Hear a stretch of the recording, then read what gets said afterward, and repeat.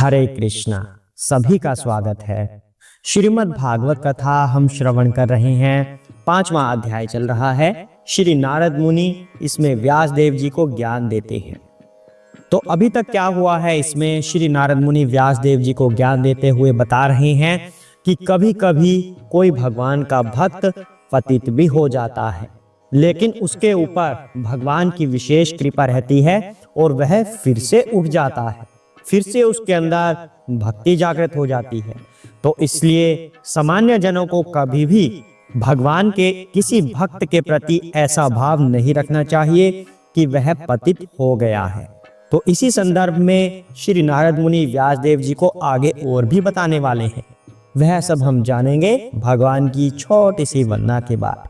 आइए सभी सम्मिलित हो भगवान की इस वंदना में। हरे कृष्णा।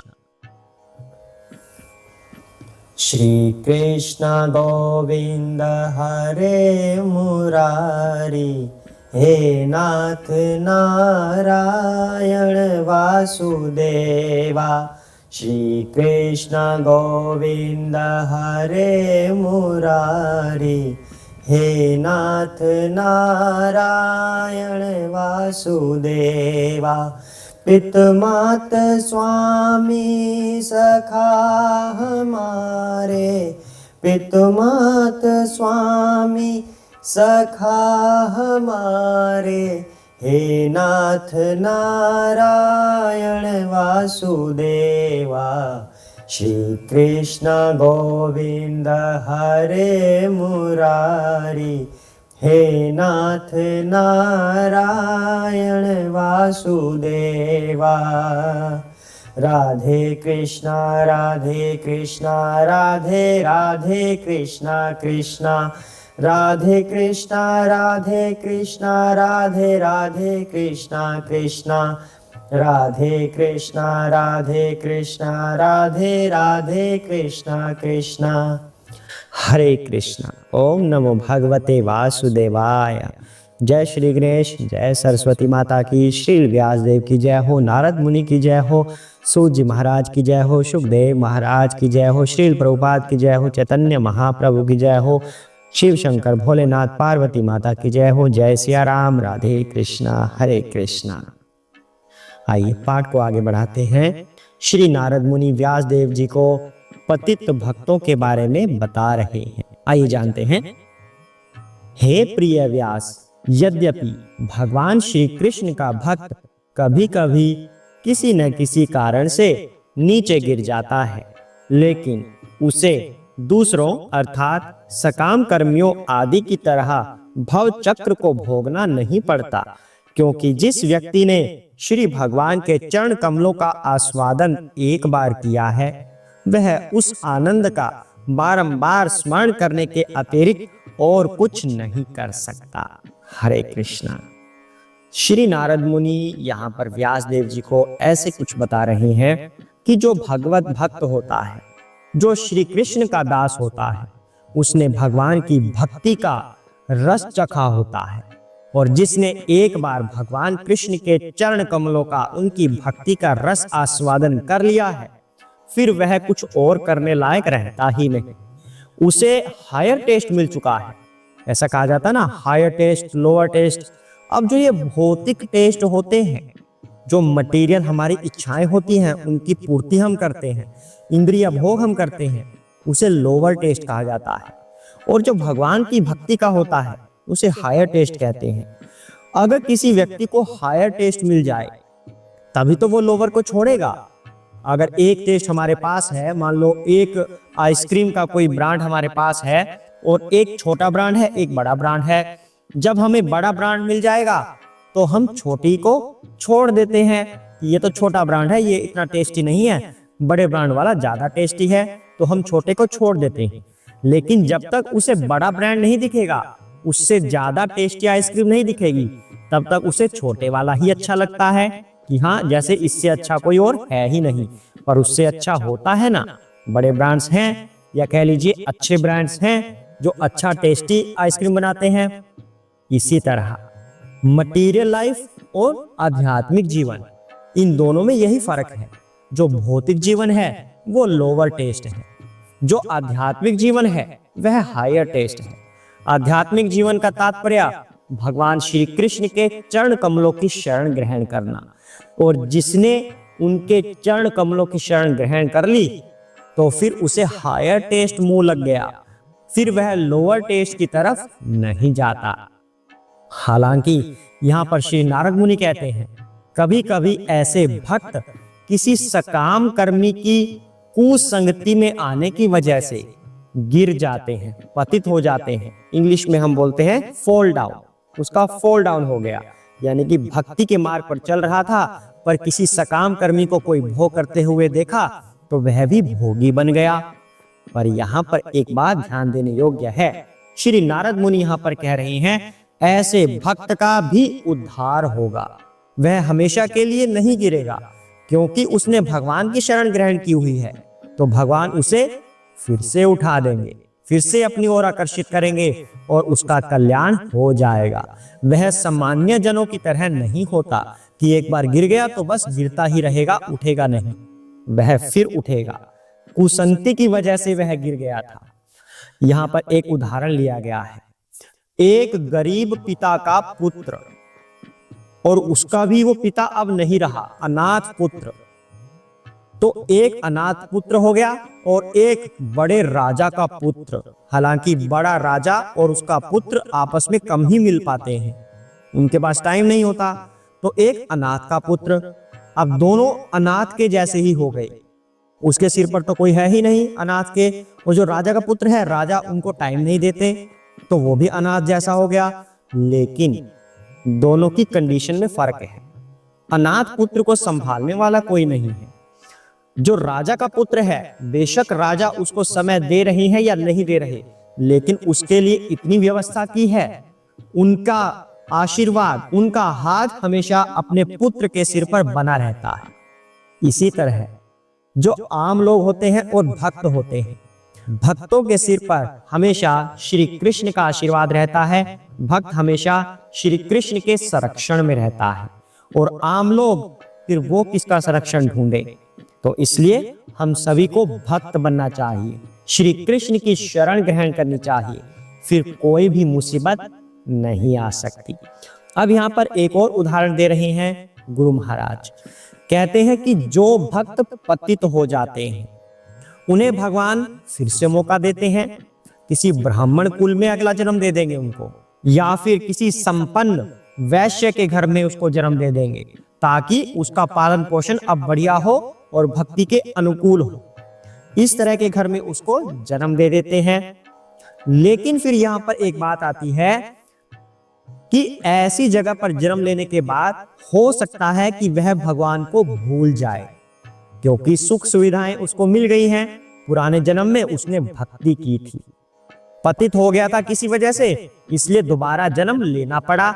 लेकिन भगवान ने उसकी भक्ति का फल उसे दिया है कि उसे अच्छी जगह पर अब जन्म मिला है, ताकि वह अपनी भक्ति को पूर्ण कर सके।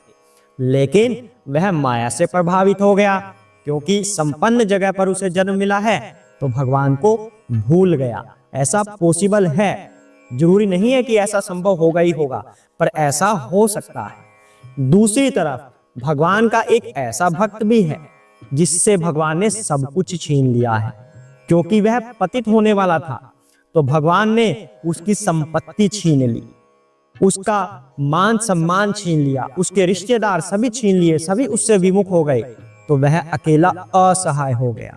मतलब भगवान ने उस पे एक अलग से अनुकंपा की है। अब आप लोग कहेंगे ये अनुकंपा है या पनिशमेंट है? ये अनुकंपा है, अनुग्रह है, ये भगवान की कृपा है। किस तरह से है? क्योंकि जब व्यक्ति हर जगह से असहाय हो जाएगा तब वह भगवान की शरण ढूंढेगा, फिर वह भगवान की शरण में आएगा, क्योंकि वह कल भगवान का भक्त था लेकिन पतित होने वाला था, तो भगवान ने सब जगह से उसे असहाय कर दिया और फिर से अपने पास बुला लिया। तो कहते हैं कि ऐसा भक्त उस दूसरे वाले से कहीं ज्यादा भाग्यशाली है। दूसरे वाला कौन सा?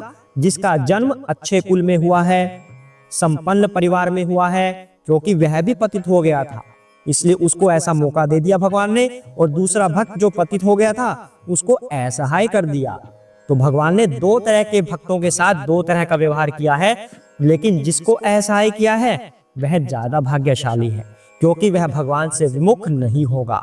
जो पतित था लेकिन संपन्न परिवार में जन्म मिला, वह भगवान से विमुख हो सकता है, इसलिए वह भाग्यशाली नहीं है।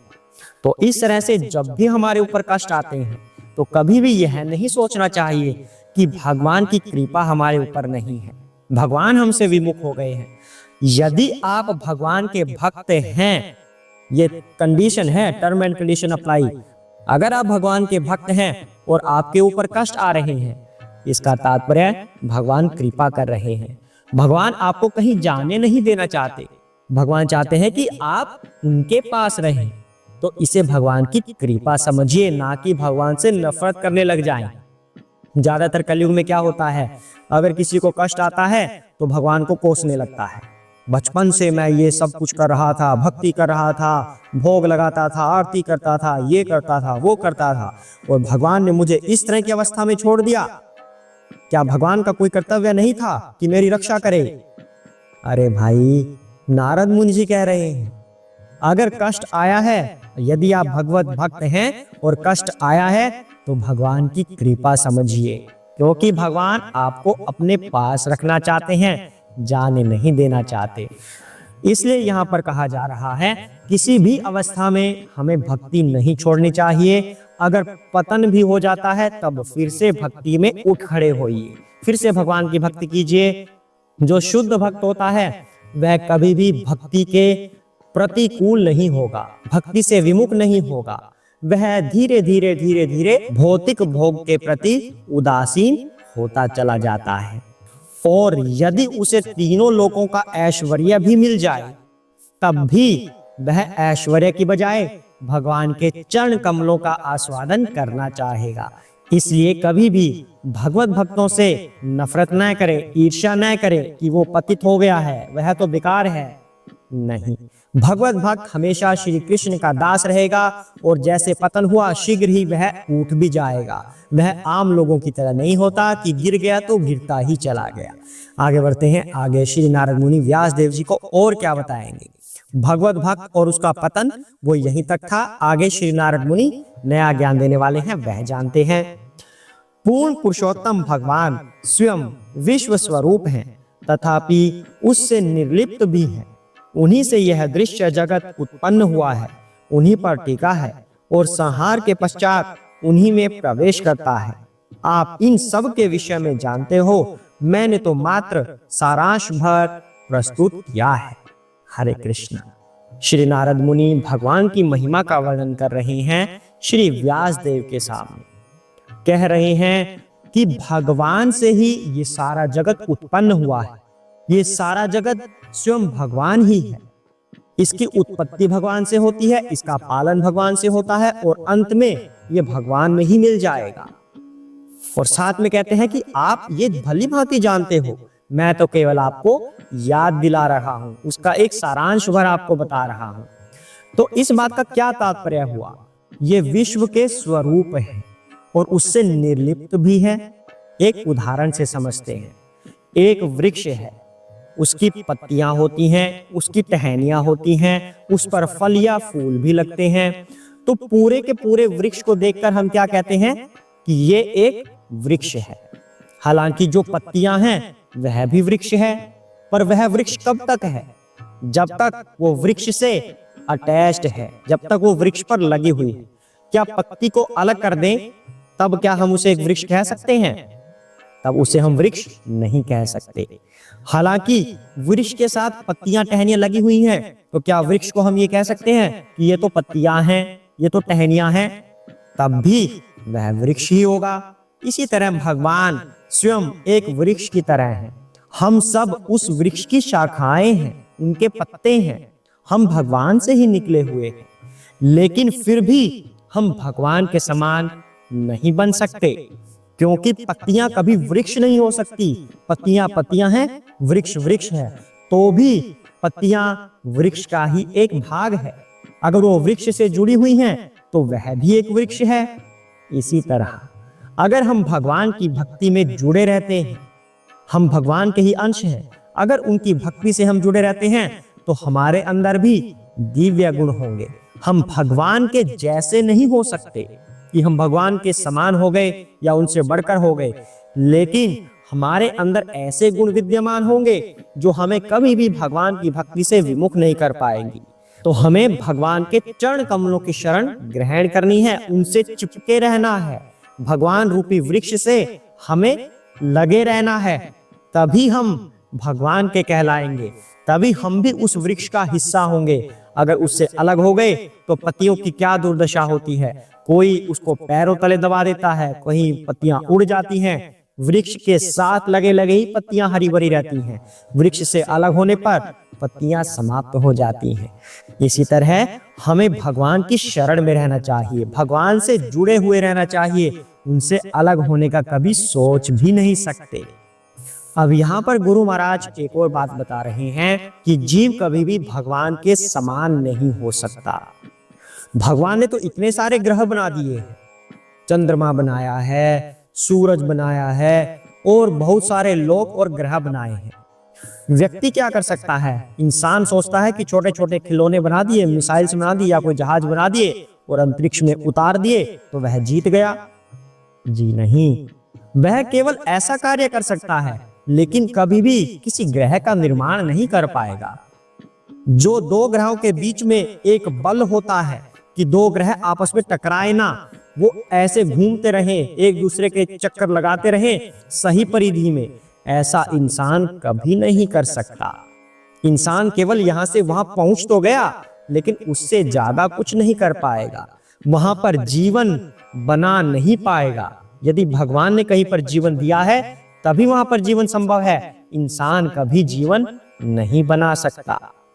इस तरह मनुष्य की शक्तियों की सीमा है, भगवान की शक्तियों की कोई सीमा नहीं है। एक पूर्ण सिद्ध व्यक्ति अगर सिद्धियां प्राप्त कर ले तब भी वह भगवान की शक्तियों का 78% अर्जित कर सकता है। और जीवों में श्रेष्ठ कौन है? जीवों में श्रेष्ठ ब्रह्मा जी है।